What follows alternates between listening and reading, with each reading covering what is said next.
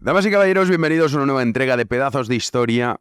¿Con quién? Pues con el maestro. Don Alberto Garín, ¿qué tal? Pues aquí nos tienes. Hemos decidido seguir adelante en este viaje que estamos haciendo por la Primera Guerra Mundial. Sí, viaje extenso, Eh, pero es que lo pide, necesario, lo pide. necesario, Eso necesario. es. Claro, es que conforme han ido saliendo los capítulos, muchos han preguntado, oye, ¿y por qué no decís? Bueno, te preguntan a ti. ¿Y por qué no cuenta el maestro? Porque hemos hablado del origen, que es lo que lo causó, Hemos hablado de los otros frentes. los frentes desconocidos, pero los culpables. O sea, ¿por qué estalló la Primera Guerra Mundial? Ya sabes que se suele decir que por los alemanes, que tienen esta afición. Y O sea, esto es así. hay un tema muy interesante y es que cuando concluye la guerra, en el Tratado de Versalles, una de las condiciones que ponen es que Alemania se tiene que declarar culpable de haber montado la guerra, por sí misma y por sus aliados. O sea, y claro, que es una cosa que escandalizó. O sea, el Kaiser que estaba en el exilio decía inadmisible, Hindenburg que todavía tiene el mando del ejército dice yo eso no lo firmo de ninguna manera, bien. Y lo más curioso está en que es un debate historiográfico intensísimo, pero lo llamativo es que cuando analizas a los personajes que tuvieron las responsabilidades desde el bando alemán, si fueron culpables, no solamente ellos, pero sí lo fueron a pesar de que después de la Primera Guerra Mundial todos se preocuparon en escribir, no, fíjate, yo no lo tenía tan claro. Entonces, por supuesto que sí merece la pena detenerse a estudiar a todos estos líderes alemanes. Bueno, pues vamos con esos líderes alemanes. Hindenburg. Tendríamos que hacer un pedazo de historia solo de él. Pero bueno, vamos a lo que vamos. De modo que comenzamos por el primero de todos estos culpables de la guerra, que fue el Kaiser Guillermo II, el emperador de Alemania y rey de Prusia, a quien ya en su tiempo, cuando concluyó la Primera Guerra Mundial, prácticamente todos los contendientes habían acusado de ser el gran promotor de esta acción bélica, comenzando por alguien tan alejado del ámbito europeo como fue el presidente de Estados Unidos, Woodrow Wilson, que se negó a reunirse con el Kaiser porque para el presidente estadounidense Guillermo II había sido, insisto, el gran promotor de esta Primera Guerra Mundial, de esta gran guerra. Hagamos un breve relato de la vida de Guillermo II. Había nacido en 1859, hijo de Federico III y de la princesa Victoria, la hija mayor de la reina Victoria de Inglaterra. Eso es lo que implica que el futuro rey de Inglaterra, que fue quien era monarca durante la Primera Guerra Mundial, Jorge V, era primo de el Kaiser Guillermo II. Y también era primo de la zarina, de la esposa de Nicolás II, con quien también tenía una relación de parentesco, pero no tan evidente. Hijo, insisto, de Federico III y, por tanto, nieto del primer emperador de esa Alemania unificada, Guillermo I, a cuya sombra va a vivir buena parte de su infancia y adolescencia Guillermo II, puesto que Guillermo I, cuando fallezca en 1888, lo hará ya nonagenario, de modo que su nieto tuvo ocasión de conocer y disfrutar del abuelo e incluso absorber buena parte de las ideas que su abuelo tenía en mente.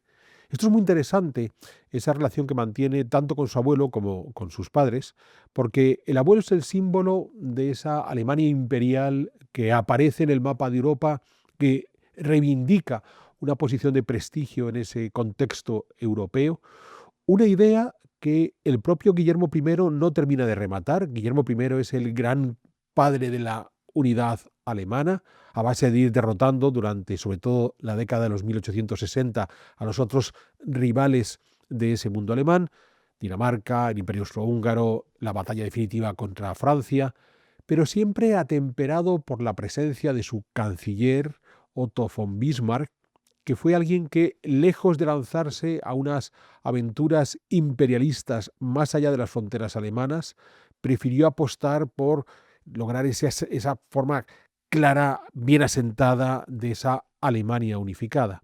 De modo que Guillermo II recibió de su abuelo ese afán militarista por llevar a Alemania lo más lejos posible, si bien el propio abuelo, Guillermo I, no se había lanzado a esas aventuras imperialistas. Y no vamos a decir en oposición, pero de forma un tanto ajena a las ideas de Guillermo I, estaban las de los padres de Guillermo II, el rey Federico III y su esposa, la princesa Victoria, que abogaban por un mundo más, entre comillas, moderno, donde a lo mejor estas obsesiones militaristas estaban un tanto fuera de juego. Y es sorprendente porque estamos hablando de la princesa Victoria, la hija de la reina Victoria, teniendo el ejemplo de su madre, perfectamente podía también vivir en esa obsesión del gran imperio británico. Pero no, la princesa Victoria trajo a la corte de Berlín sobre todo unas ciertas modas contemporáneas, alejada del exceso de conservadurismo que se podía estar dando en esa corte alemana. Es muy llamativo porque desde niño su madre, la princesa Victoria, se obsesionó porque Guillermo segundo adquiriera esas costumbres británicas, algo que a Guillermo segundo le gustaba tanto como le repelía.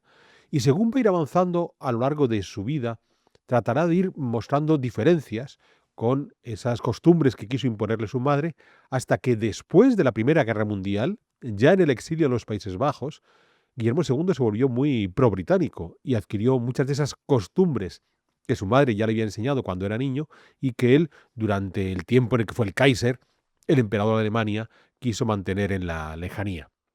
Cuando Guillermo segundo nace con un problema ya desde el parto que le va a deformar el brazo izquierdo, lo que le va a llevar a ser sometido a todo tipo de tratamientos médicos, algunos realmente brutales, para ver si aquello podía mejorar. Nunca lo va a conseguir y esto hace que tenga cierto complejo y de ahí que tomara dos medidas. Uno, siempre que va a ser fotografiado o pintado, lo hará ocultando ese brazo izquierdo. Y el segundo es que ejercitará notablemente su brazo derecho, hasta ser un hombre conocido por la brutalidad con la que saludaba a los otros dirigentes políticos con ese brazo derecho. Y aquí ya tenemos una de esas cuestiones que va a marcar el carácter del Kaiser, esa obsesión por demostrar que no tenía debilidad alguna y que era capaz de imponerse más allá de cualquier dificultad a la que se enfrentara. De partida, junto a esa educación en costumbres más británicas, a la sombra de su madre, va a estar influido, como decía, por su abuelo, el primer emperador de Alemania, Guillermo I, quien le introduce en ese mundo militarista ultraconservador de los nobles prusianos, de los Junker prusianos, y es ahí donde va a recibir la mayor parte de su formación. Parece que ya desde niño muestra una inteligencia interesante y aquí hemos de hacer una reflexión sobre ese término de inteligencia. Sí que el chico es avispado, sí que aprende con rapidez la información que le va dando, sí que es capaz de utilizar toda esa información que recibe para manipular a los otros, porque tiene un dominio del conocimiento interesante, pero ya desde muy joven apareció un carácter cascarrabias, en donde en cuanto le llevaban la contraria, se enojaba. Y será algo que va a marcar buena parte de su trayectoria como emperador.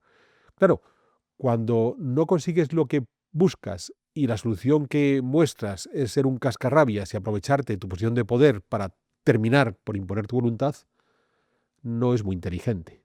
Entonces, a lo mejor esa inteligencia inicial para adquirir conocimiento la tuvo, pero luego no supo desarrollar una inteligencia más emocional.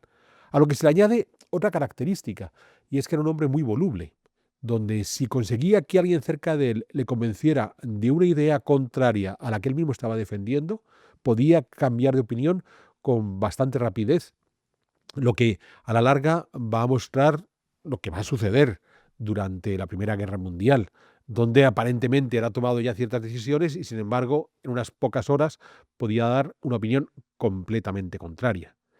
Y si a esto le añadimos su incontinencia verbal, algo que ya desarrolló desde el momento que llega al trono, desde antes lo tenía, pero en el momento que llega al trono ya no hay ninguna cortapisa, porque han desaparecido la figura de su abuelo y de su padre, a partir de ahí la mezcla será explosiva, porque será alguien que se deje llevar para decir lo que se le ocurría en cualquier momento sin tener claras las consecuencias de lo que él estaba diciendo en su condición de máximo representante de Alemania. Y en ese sentido, por ejemplo, no tuvo durante los años que gobernó ninguna cortapisa a criticar a cualquier país del entorno, comenzando por la Gran Bretaña, o por ejemplo a realizar declaraciones antijudías, pese a que él fue el emperador alemán que más promocionó a la élite judía, incluso ennobleciendo a algunos ricos judíos en su país. Pero es ese hombre de contradicciones, ese hombre aparentemente inteligente, pero que no es capaz de entender que cuando lleva la contraria a lo mejor más vale entender por qué te la llevan antes de caer en el enojo. O ese hombre que no puede medir sus palabras en lugar de pensar que a lo mejor no es apropiado decir algunas cosas y lo suelta. O ese hombre que, insisto, puede hacer declaraciones en contra de los judíos y luego apoyarse sobre ellos e incluso reivindicar la figura de algunos de estos judíos de la élite alemana. Ese es ese Kaiser Guillermo que, como digo, va a llegar al trono imperial de forma un tanto precipitada, porque si bien su abuelo llegó a nonagenario y cuando muere en 1888 le va a suceder el hijo de Guillermo I, el padre Guillermo II, Federico III, el reinado de Federico III será muy breve, unas pocas semanas en ese año de 1888. Ya venía enfermo, termina por morir y le sucede entonces su hijo Guillermo II, el nuevo Kaiser, que por entonces tenía 29 años. En ese año de 1888, insisto, que en la historia alemana se conoce como el año de los 3 emperadores. Cuando Guillermo II llega al poder, lo que va a hacer de partida es aceptar el modelo que viene de su abuelo, de Guillermo I, y por tanto al canciller de su abuelo, que sigue en el poder, Otto von Bismarck, y además darle cierto aire a esas ideas modernizadoras que había querido poner en marcha su padre en el brevísimo reinado en el que gobernó Federico III. Pero todo ese modelo se viene abajo casi de manera inmediata. Guillermo II, que quería mandar y que no le contradijeran, tuvo una mala relación con Otto von Bismarck, quien estaba acostumbrado a mandar él y que los Kaiseres, ya fueran Guillermo I o Federico III, se dejaran asesorar por el canciller y le dejaran hacer. A la larga, en la constitución de este nuevo Reich, de este Reich unificado de la Alemania que había surgido en 1871, tras la victoria de los alemanes sobre el Imperio Napoleón III en la Guerra Franco-Prusiana, lo que se había creado era una monarquía constitucional en la que el emperador disponía de una serie de privilegios en la representación internacional, en la política internacional en general, en cuestiones vinculadas con la guerra, si bien no podía declarar la guerra sin el permiso del Parlamento, pero sí podía intervenir en el desarrollo del ejército, novedades militares y demás. Y por lo general, donde no se le daba mucha cancha eran cuestiones internas, que era algo que quedaba reservado para el canciller y los propios diputados del Parlamento, del Reichstag. Y ahí es donde Guillermo II, desde el primer día, también se quiso hacer presente y donde entró en colisión con Bismarck. Y además entró en colisión en una cuestión que nos puede sorprender para un hombre que, habiendo sido educado por sus padres en cierto ambiente de modernidad, sin embargo, muy rápidamente se dejó llevar por el modelo muy conservador de su abuelo Guillermo I. ¿Por qué contradictorio? Pues porque para 1890 el canciller Bismarck quiso dejar de forma ya estable una serie de leyes antisocialistas que trataban de eliminar el exceso de influencia que cada vez tenía más el Partido Socialdemócrata Alemán, el SPD, que venía siendo un protagonista importante de la política alemana desde hacía un par de décadas, curiosamente, en un proceso en el que el propio Bismarck había ido desarrollando una serie de políticas sociales con las que contrarrestar esa influencia de los socialdemócratas. Recordemos que Bismarck es en gran medida el padre de lo que hoy conocemos como la seguridad social, si la entendemos en toda su dimensión, la protección a los trabajadores que tienen accidentes de trabajo y enfermedades o los trabajadores que se jubilan. Bien, ese programa amplio de seguridad social es una cosa que desarrolló Bismarck tratando de frenar la influencia cada vez mayor de los socialdemócratas, hijos directos de Karl Marx, de aquel Karl Marx que estaba en Alemania en 1848, cuando se pone en marcha toda esta cuestión del socialismo. Pues bien, Bismarck entendió que él podía desarrollar esas políticas sociales, pero que tenía que cortar los pies a los socialdemócratas que trataban de empujar esas políticas sociales mucho más lejos de lo que el propio Bismarck tenía en su cabeza. En 1890 hace un planteamiento político, insisto, para cortar de raíz a los socialdemócratas, pensando incluso en la posibilidad de expulsarles de Alemania. Eso podía provocar una serie de revueltas obreras a las que Bismarck estaba dispuesto a hacer frente de manera brutal si era necesario, y Guillermo II, que estaba comenzando su reinado en ese momento, consideró que no era oportuno iniciar ese reinado acabando con unos cuantos cientos de sus súbditos de manera brutal, se opuso a esas medidas antisocialistas de Bismarck y consiguió que el canciller abandonara su puesto y dejara de intervenir aparentemente en política.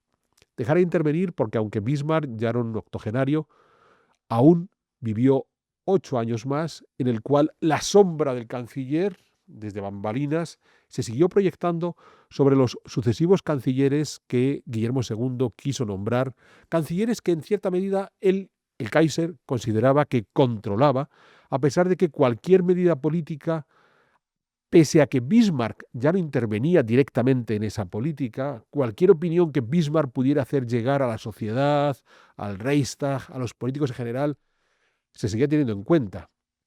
Lo que hace que estos primeros años del gobierno del Kaiser Guillermo II sean un tanto oscuros en el sentido de que por muchas medidas que quiso tomar y llevar a cabo, por muchos cancilleres que se fueron sucediendo en el poder, siempre tenía esa larga sombra de Bismarck ahí en la lejanía que no le permitía lanzarse a todas sus aventuras. Y la principal aventura que Guillermo II quiso poner en marcha es aquello de que Alemania tenía que encontrar su sitio bajo el sol, porque consideraba Guillermo II que Alemania había llegado tarde a la creación de un imperio como el que podía tener el británico o los franceses, o incluso potencias entre comillas menores como los italianos, y él quería ese imperio. Es cierto que Bismarck, en la conferencia de Berlín de 1885, hicimos ya un pedazo de historia relativo a ese reparto de África, había conseguido Bismarck para Alemania algunos pedazos de esa África. Algunas zonas de Togo, Camerún, la actual Namibia, por ahí se movía, incluso un pedacito en el sector de Tanzania, pero lo que buscaba, a lo que aspiraba ahora el Kaiser Guillermo era ir mucho más lejos. Y con todo, cualquier medida que tomaba en ese sentido siempre tenía esa sombra lejana de Bismarck, que había conseguido el famoso sistema bismarckiano de equilibrios con las potencias europeas, tratando sobre todo de evitar que Francia, el principal rival de Alemania, lograra una serie de coaliciones con las que poner en riesgo la vida de esa Alemania. Pues bien, en esos primeros 10 años de gobierno de Guillermo II, los dos primeros con Bismarck y los últimos ya con Bismarck en la sombra, Guillermo II desmonta todo ese sistema bismarckiano. Pierde el tratado de reaseguro con Rusia, Rusia se coaliga con Francia, se reafirma en su relación con Austria-Hungría, una relación que le va a condenar a la Primera Guerra Mundial, entra en rivalidad con sus parientes británicos, con su tío Eduardo VII y más tarde con su primo Jorge V, y lo hace sobre todo porque se lanza una gran aventura militarista, primero reforzando el ejército y ya, desaparecido Bismarck, lanzándose a una gran aventura de la creación de una gigantesca flota imperial, para lo que contará con los buenos servicios del almirante Tirpitz, que será el gran promotor de esa flota imperial. Bien, ¿cómo quiso llevar a cabo esta política imperialista? Pues lo va a hacer de las formas más curiosas que nos podemos imaginar. La primera es que, tras la derrota de España en la guerra de Cuba contra Estados Unidos, cuando Estados Unidos se queda temporalmente con algunas de las últimas posesiones españolas de ultramar, Cuba, Puerto Rico, Filipinas, todo esto concluye esa guerra de Cuba en 1898, al año siguiente el gobierno alemán decide comprarle al gobierno español las últimas posesiones que le quedaban en el Pacífico, las Islas Carolinas, las Islas Marshall, Guam. Entonces, con la compra de esas islas, ya ha puesto un pie el Kaiser en el Pacífico, en esa obsesión universalista que tenía en su mente.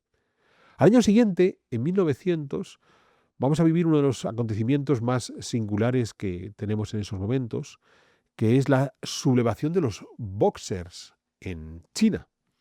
China, desde hacía poco más de medio siglo, había sido comenzada a ser controlada en sus intereses económicos por potencias europeas y Japón, progresivamente el gobierno chino, del emperador y en este caso para 1900 de la emperatriz, habían ido reclamando poder quitarse esa presión que ejercían sobre ellos estas potencias europeas y Japón. Esto se unió a una serie de revueltas populares vinculadas a unas malas cosechas que provocaron hambrunas, reivindicaciones de que los occidentales estaban sacando ventajas de China que los propios chinos no aprovechaban, y esto desemboca en esa revuelta de los Boxers, que termina con un acontecimiento muy singular, y es cuando en la legación internacional de Pekín, en una especie de barrio que hay dentro de la ciudad imperial, quedan encerrados los representantes diplomáticos de estas potencias europeas más Japón, por la presión de estos Boxers a los que se va a unir el ejército de la emperatriz de China.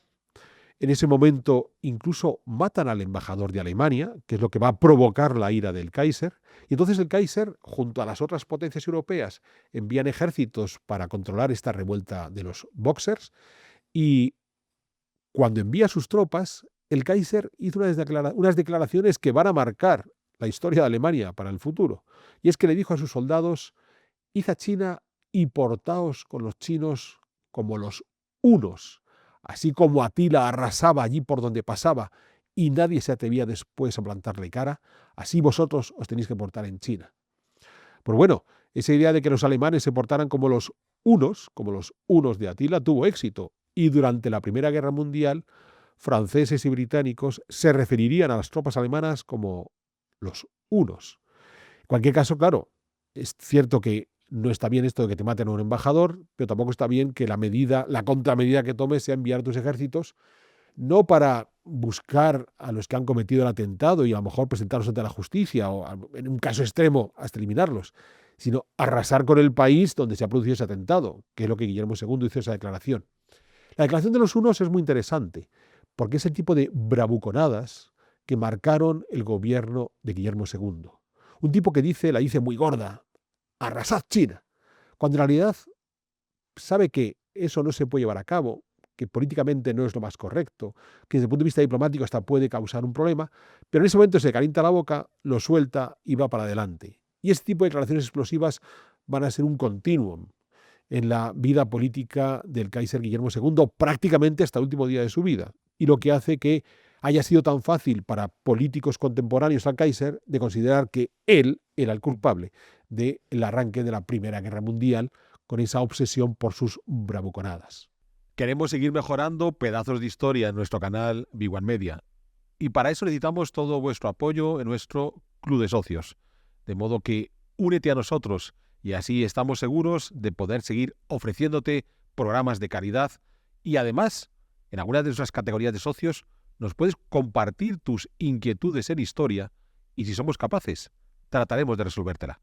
De modo que mira en la descripción de este programa y allí tendrás el link que te va a llevar a esa posibilidad de convertirte en uno de nuestros socios y con ello ayudarnos a seguir mejorando nuestros programas. ¿No has visto esa película de los 55 días en Pekín? No la he visto. Pues es una de las películas que dentro de estas grandes producciones de Hollywood que hacía Samuel Bronston aquí en España, porque está grabada en Las Rozas en Madrid. Anda. Eso es Pekín, bien. Divertidísimo porque en aquella época no había muchos chinos en España y tuvieron que importar chinos, porque claro, es una película sobre China.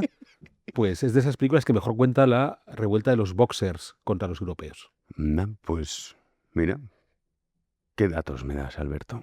En efecto, una película clásica con Charlton Heston haciendo de soldado estadounidense, David Niven de embajador de la Gran Bretaña y una guapísima Ava Gardner, que en este caso hacía de baronesa rusa, y que muestra muy bien todos los países que andaban en sus componendas en ese momento en la China.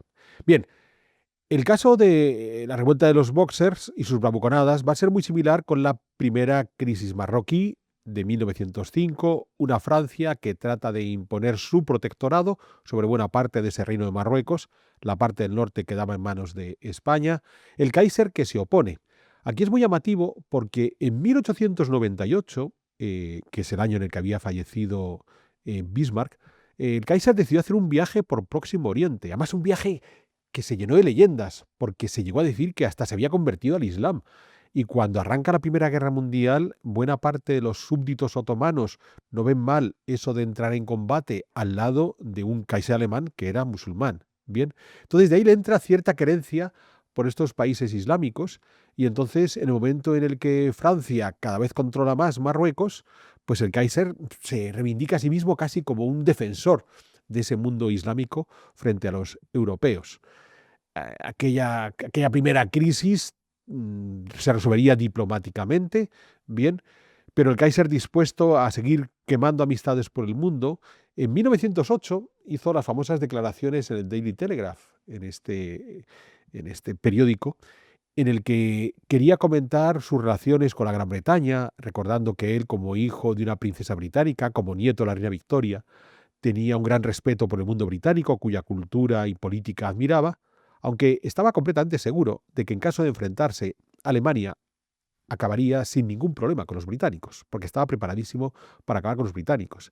Y si los alemanes podían destrozar a los británicos en el campo de batalla, siendo los británicos una gran potencia, pues no te digo yo si tenía que enfrentarse a potencias inferiores. Me da igual, Francia, Japón, Rusia, estos países en crisis y que no pintan mucho.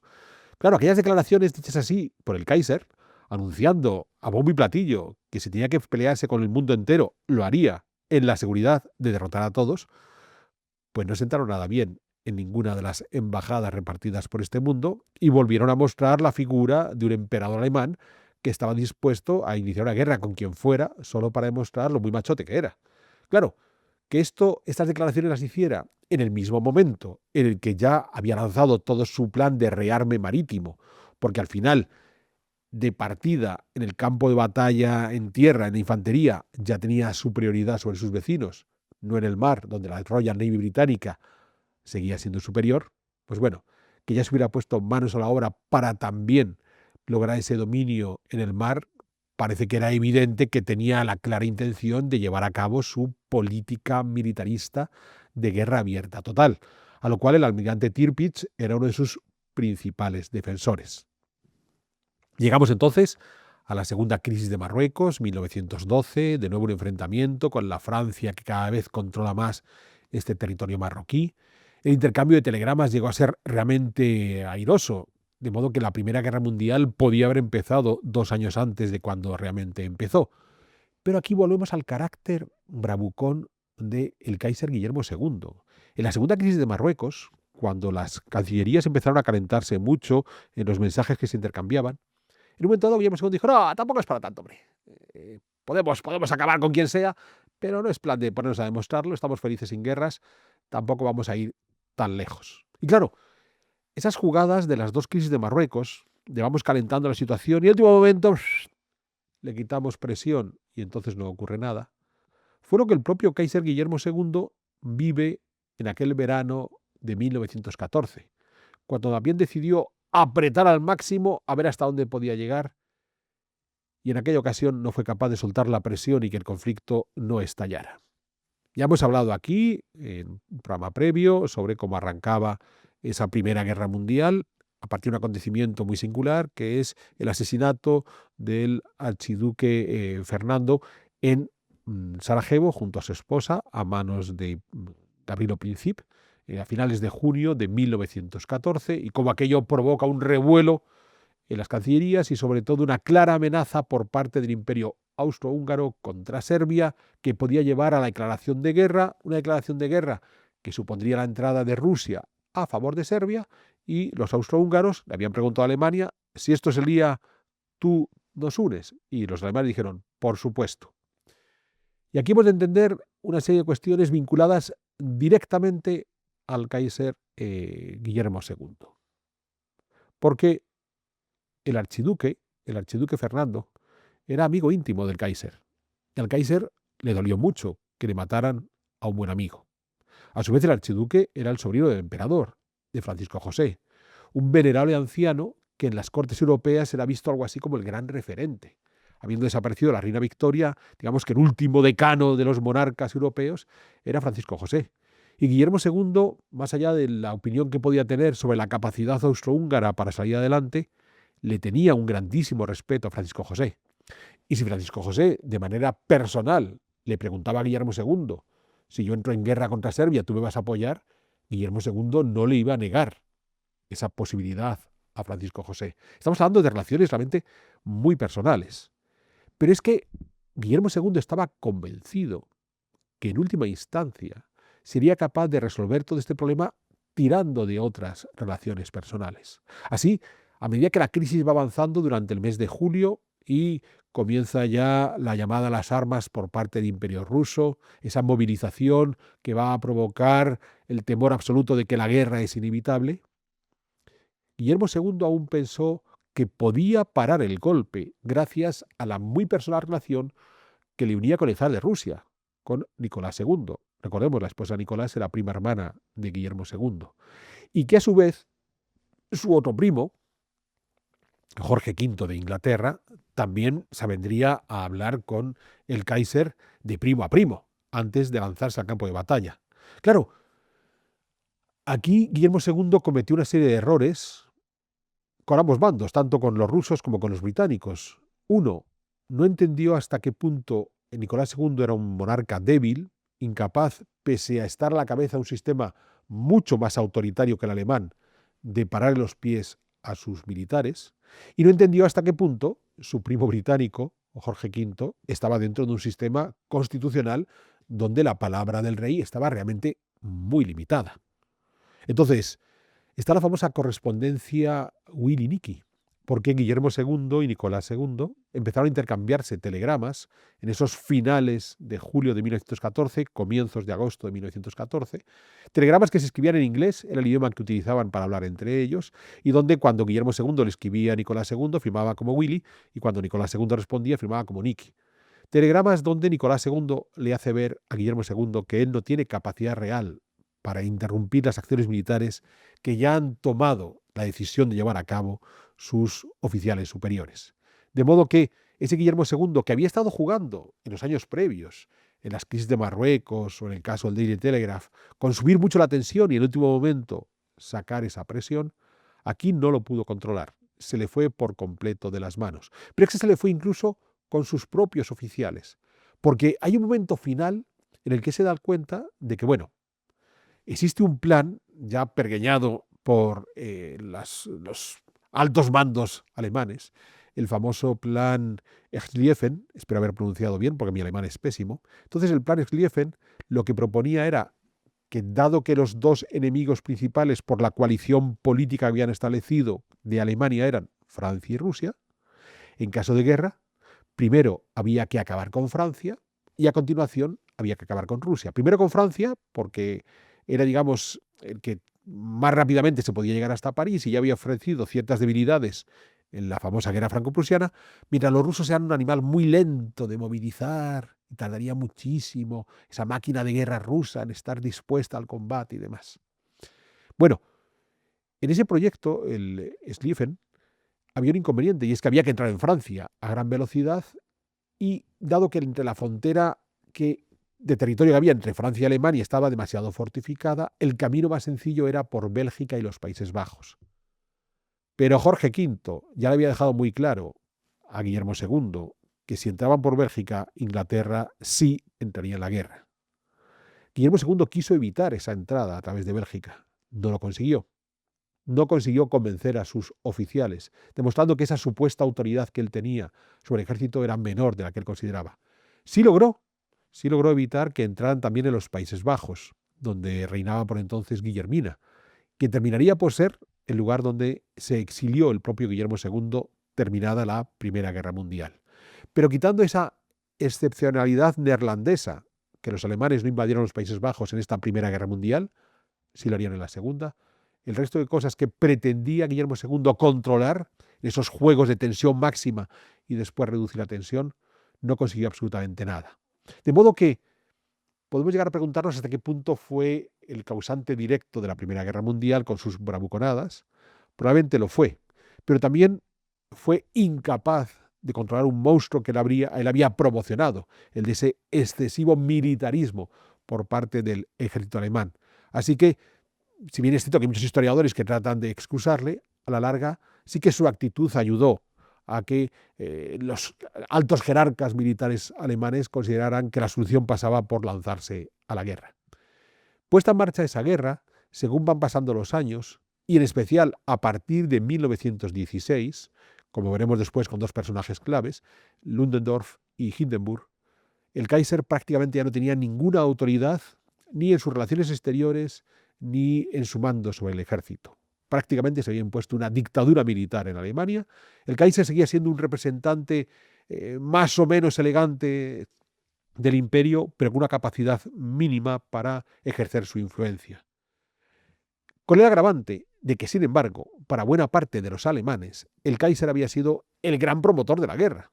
De modo que según las acciones en el campo de batalla iban a peor, y sobre todo en la fase final de 1918, en la famosa ofensiva de los 100 días, cuando todo se viene abajo, en la Revolución de Noviembre, esa revolución que termina por acabar con el Kaiser, uno de los objetivos claros de esa revolución era acabar con el Kaiser, porque los alemanes consideraban que había sido el emperador, Guillermo II, el gran promotor de la guerra, y por tanto había que eliminarle.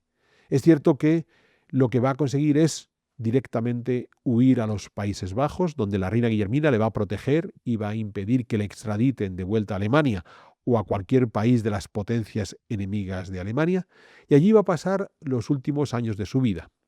En principio, retirado en una localidad del interior de los Países Bajos, donde perderá a su esposa, Augusta, la madre de todos sus hijos, una Augusta que había dedicado toda su vida a cuidar del emperador y que cuando muere dice: no se puede quedar solo, me lo busquéis una nueva esposa.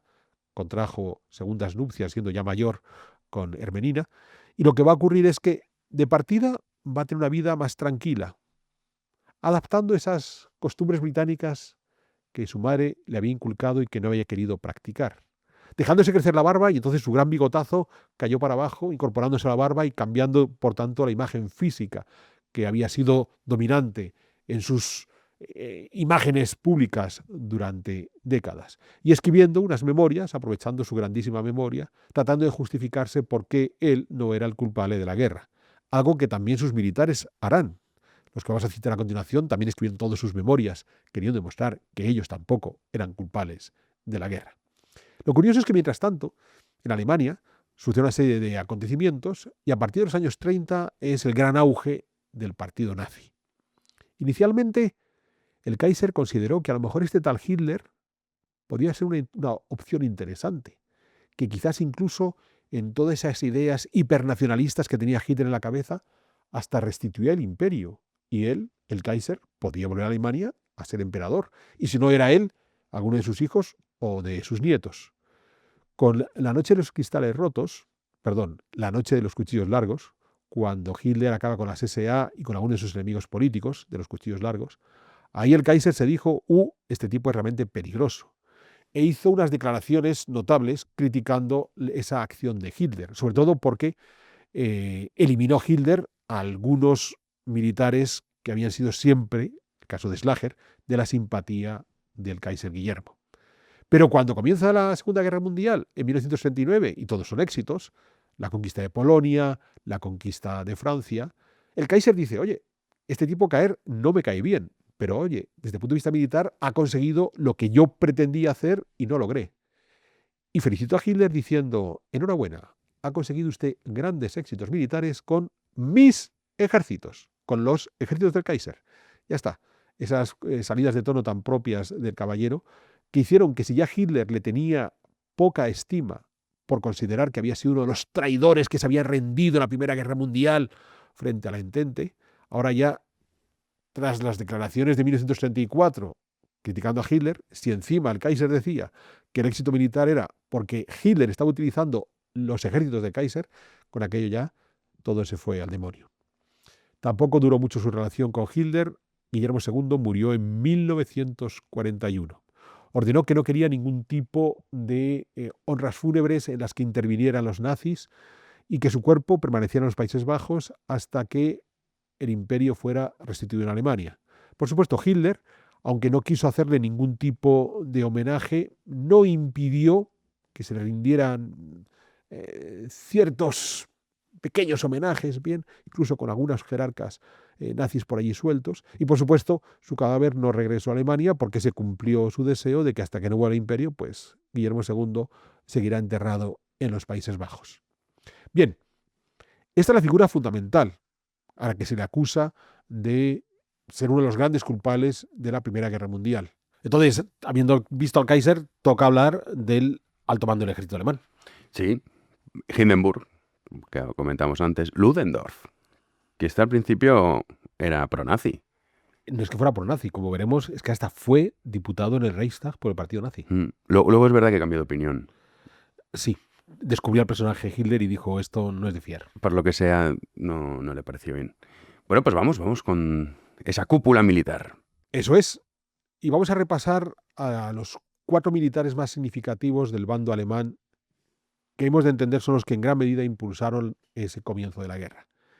El primero fue el ayudante de campo del propio Guillermo II durante muchísimos años, Helmuth von Moltke el Joven, sobrino de Helmuth von Moltke el Viejo, el gran héroe de Sedan, el hombre que había derrotado a los franceses en esa guerra franco-prusiana.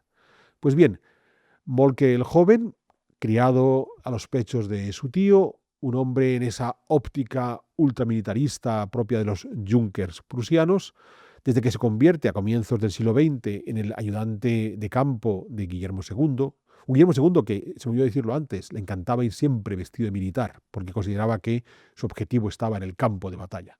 Pues Moltke es de estos tipos, como otros muchos, que decían estas cosas de la paz es lo que ocurre entre una guerra y otra guerra. Entonces, con esas ideas tenemos muy claro hacia dónde caminaba. Lo llamativo está en que la presencia constante de Moltke a la sombra de Guillermo II es lo que va a hacer Guillermo II aún más militarista de lo que se podía ver previamente. Moltke es un tipo que había nacido en 1848. Es importante porque, ya digo, es de las generaciones más veteranas que van a entrar en combate en la Primera Guerra Mundial y que, por tanto, viene con unas ideas de batalla casi napoleónicas. Y se va a ver muy bien cuando se lanza esa Primera Guerra Mundial. Con todo el lío de Sarajevo, con la muerte del archiduque Fernando, lo que va a suceder es que Moltke es de los primeros que impulsan al emperador de ahora sí, esto no se puede sencillamente distender mediante algunas soluciones diplomáticas. Si los austríacos declaran la guerra, vamos de cabeza con ellos. Y además Moltke lo tiene muy claro, porque con el famoso plan Schlieffen, lo que va a ocurrir es que va a ser capaz de movilizar sus tropas rápidamente, conquistar Francia y después pararle los pies a Rusia. Y en efecto, comienza la guerra, estamos a primeros de agosto de 1914, y Moltke lanza una gigantesca ofensiva sobre París y se produce la primera batalla del Marne, en ese mes de agosto del 14. Se quedan a unas pocas docenas de kilómetros de la capital de Francia. Buena parte de los parisinos ya habían huido. El propio gobierno francés se había trasladado a Burdeos. Todo apuntaba a que Moltke el Joven iba a repetir las hazañas de su tío Moltke el Viejo, pero no fue así. En esa primera batalla del Marne lograron detener a los ejércitos alemanes. De modo que Moltke, una vez que le detienen, va a visitar a su emperador y le dice: Majestad, hemos perdido la guerra. Lo cual hace de Moltke un auténtico visionario, porque entendió 4 años antes de que todo acabara que, no habiendo logrado ese golpe audaz de acabar con Francia en unas pocas semanas, aquello se iba a complicar de manera notable. Guillermo II, ante esta expresión de Moltke, lo que decidió fue sacarle de la jefatura del Estado Mayor y buscar un sustituto. Moltke no habría de sobrevivir mucho más. Entraría en una profunda depresión, agravada por su edad ya relativamente mayor y enfermedades que había ido acumulando, y murió en 1916, no sin antes dejar un texto por escrito que su esposa quiso publicar, que lo publicó de forma descafeinada, donde justificaba cómo la guerra había sido el resultado del caos diplomático de la época, donde la gente se contradecía, había alianzas secretas, nadie sabía quién iba con quién, pero donde él no parecía ser el responsable, pese a que en el momento inicial fue de los militares que más presionó al Kaiser Guillermo para que tomara esa decisión de saltar al campo de batalla. ¿Quién sustituye a Moltke cuando cae? Pues le va a sustituir Erich von Falkenhayn, que es otro de los militares que en ese mes de julio de 1914 animó al Kaiser a: señor, vamos a la guerra, que esto está ganado. Falkenhayn, que a pesar de todo no era tonto y que había entendido que lo que había explicado Moltke no le faltaba razón, el hecho de no haber conseguido esa acción inmediata para acabar con Francia complicaba muchísimo la situación, cambió de estrategia y decidió establecer la llamada guerra de desgaste. La idea era generar unas batallas en las que hubiera una cantidad de bajas tan brutal que inevitablemente los enemigos quisieran sentarse a negociar un fin de esa guerra. ¿Y de qué estamos hablando? Estamos hablando, que es la gran operación militar que Falkenhayn lanza, de la batalla de Verdún, esa batalla que se pone en marcha en 1916 y donde el objetivo de Falkenhayn es que muera la mayor cantidad posible de soldados. Si a cambio de eso, la República Francesa, la propia monarquía británica, desde el punto de vista de la opinión pública, no va a poder aguantar la pérdida de tantos hombres y lo que va a provocar es la necesidad de sentarse a negociar. A Falkenhayn lo que no se esperaba es que frente a una batalla de desgaste absoluto como Verdún, lo que plantearon los británicos fue una segunda batalla en paralelo de desgaste absoluto como fue la batalla del Somme, en ese mismo verano de 1916. Lo que provocó que Alemania pareciera que lejos de estar logrando una victoria, se fuera para atrás, y entonces cuando entra la guerra a Rumanía, les invito a que vean ese pedazos de historia que hicimos sobre los otros frentes de la Primera Guerra Mundial, y eso provocó que Falkenhayn quedó completamente descolocado. No solamente no había conseguido sentar a los enemigos en la mesa de negociaciones, sino que además iban haciendo más iniciativas y hasta tenía más enemigos, como la entrada de Rumanía. ¿Qué sucede? Pues lo que sucede es que el Kaiser Guillermo considera que tampoco es el hombre adecuado para dirigir las acciones militares, lo va a sacar en ese verano de 1916 y lo va a sustituir por la dupla que va a llevar la guerra hasta el final, que son Ludendorff y Hindenburg. ¿Qué pasó con Falkenhayn por el camino?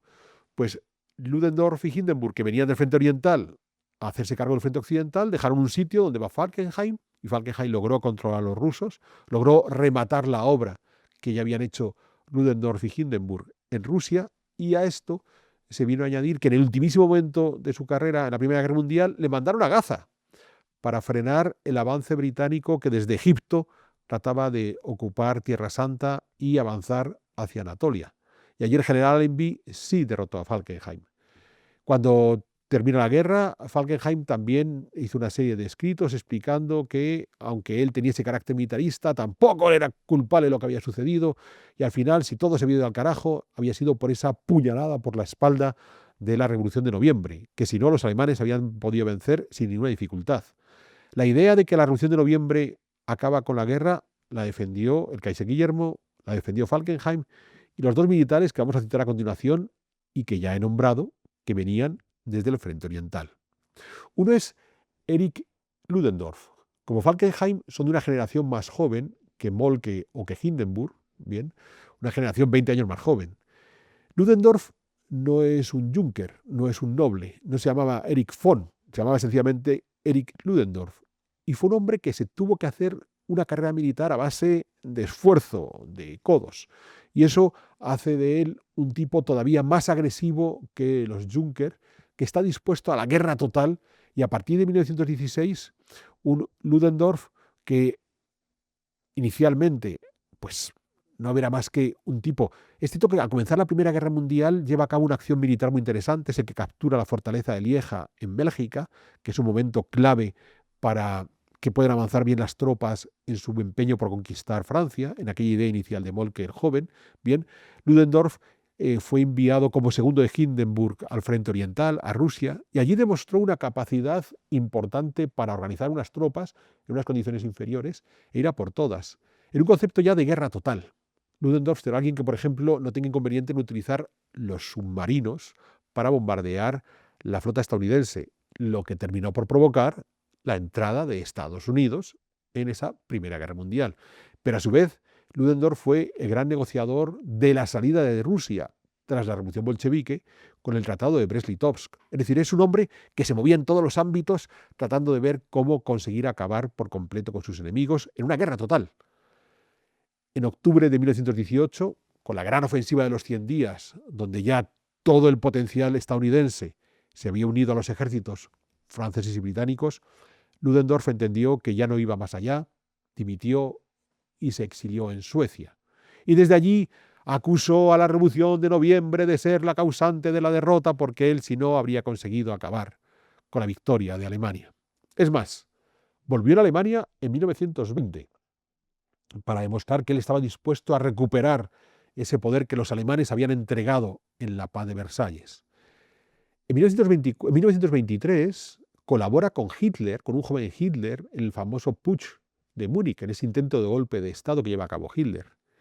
Y en 1925 incluso llegó a ser diputado del Reichstag en una coalición en la que Ludendorff fue con los nazis. Pero 2 años después, en 1927, el ultranacionalista Ludendorff consideró que este tal Hitler estaba mal de la cabeza y que mejor no negociar con él.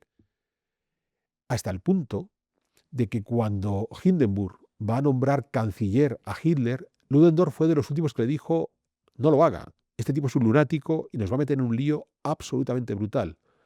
A Hindenburg no le escuchó y después pasó lo que pasó. Con todo, Ludendorff no llegó a ver todas las burradas que hizo Hitler porque murió en 1937. Y llegamos así al último de los grandes militares y el que va a marcar absolutamente la historia de Alemania de forma singular, que fue Paul von Hindenburg, un señor nacido en 1847, que ya participó en la guerra franco-prusiana, hasta el punto de que estuvo presente en la firma del Tratado de Versalles de 1871, donde se sentenció la unidad alemana y se nombró emperador a Guillermo I. A partir de ahí, Hindenburg, muy monárquico, siguió en su carrera militar, ascendiendo en el escalafón, hasta ser nombrado capitán general a comienzos del siglo XX, y se retira con 64 años en 1911. Ya está, fin de Hindenburg. Pues no, comienza la Primera Guerra Mundial, Moltke tiene ese fracaso en el Marne, al tiempo que los rusos están logrando avanzar sobre Prusia Oriental, y entonces el Kaiser Guillermo llama a aquel militar muy monárquico y muy correcto a que vuelva a la acción, a Hindenburg, con 67 años, le manda al frente oriental, le pone de segundo de a bordo a Ludendorff, logran detener a los rusos, la famosa victoria de Tannenberg, y a partir de ahí, 2 años después, cuando Falkenhayn fracasa en Verdún con la contraofensiva del Somme, el Kaiser Guillermo llama a Hindenburg y a Ludendorff para que se hagan cargo del ejército, y Hindenburg y Ludendorff directamente establecieron una dictadura militar donde el Kaiser ya no pintaba nada. Ludendorff se encarga de las operaciones militares, Hindenburg más del gobierno general de Alemania. Si el Kaiser al final abdicó aquel 9 de noviembre de 1918 es porque Hindenburg le dijo: mire, Majestad, ya no hay más recorrido, dé usted un paso atrás. Hasta el punto de que con la abdicación del Kaiser y con todos los acontecimientos revolucionarios encabezados por el Partido Socialdemócrata de Friedrich Ebert, en cierta medida quien llegó a controlar el poder en esos meses turbulentos en Alemania fue Hindenburg, hasta que se firma la paz de Versalles en 1919, una paz que Hindenburg considera que es inadmisible para la historia de Alemania, absolutamente inadecuada, y por eso Hindenburg se volvió a retirar. Ese final de Hindenburg, o sea, ya lo hemos visto en la guerra franco-prusiana, después de eso se retira. ¿Le hemos visto en la Primera Guerra Mundial? Después de eso se retira. Pues no. Con casi 78 años fue invitado a lanzarse como presidente de la República de Weimar en las elecciones de 1925, donde ganó. Ganó incluso porque Ludendorff, que fue otro de los candidatos, se retiró dejándole paso a su superior, a Hindenburg.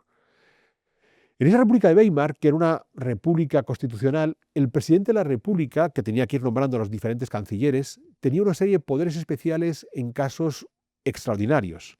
Ya Friedrich Ebert, el primer presidente de la República de Weimar, había hecho uso de esos poderes especiales de forma excepcional, pero demasiadas veces. Hindenburg, según fue avanzando en su gobierno, casi hizo de lo excepcional la norma, y los poderes especiales, sobre todo ya a partir de 1930, se convirtieron en la forma habitual que Hindenburg tenía de gobernar. Es que es curiosísimo. Hindenburg ya demostró que podía ser un dictador en 1916, le nombran presidente de la República en el 25 y en 1930 vuelve a establecer un gobierno prácticamente dictatorial, mostrándole el camino a seguir por Hitler. O sea, Hitler tampoco es que tuviera que lanzarse a un ejercicio de imaginación para ver cómo tomar el poder absoluto en Alemania. Sencillamente tuvo que replicar las acciones que había llevado a cabo Hindenburg. Un Hindenburg que volvió a presentarse a las elecciones en 1932, ya octogenario, contra Hitler, derrotó a Hitler, siguió siendo presidente de la República de Weimar, hasta que en enero de 1933 nombró canciller a Hitler. Un Hitler que, como vimos ya en un pedazo de historias que dedicamos a ese ascenso al poder de Hitler, fue articulando todas las medidas políticas necesarias para que esa autoridad última que estaba en manos de Hindenburg quedará en manos del propio Hitler. Y ya cuando Hindenburg muere en el verano de 1934, Hitler sencillamente no vuelve a nombrar a un presidente de la República, se queda con todos los poderes especiales que aún le quedaban en manos de ese presidente Hindenburg, y con eso ya Hitler se convierte en el dictador absoluto de Alemania. Lo curioso de la figura de Hindenburg, como decía, es que presente en los grandes conflictos de la historia de Alemania de finales del 19 hasta mediados del 20, en la guerra franco-prusiana, en la Primera Guerra Mundial y en los arranques de la Segunda Guerra Mundial, bien, Hindenburg encarna muy bien esta especie de culpabilidad de por qué se provocan estas guerras mundiales.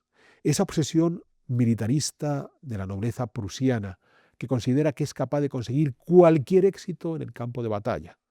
Algo que había provocado la victoria contra los franceses en la guerra franco-prusiana, algo que Hindenburg, como todos los otros, como Moltke, como Falkenhayn, como Ludendorff, consideraban que habían logrado la Primera Guerra Mundial.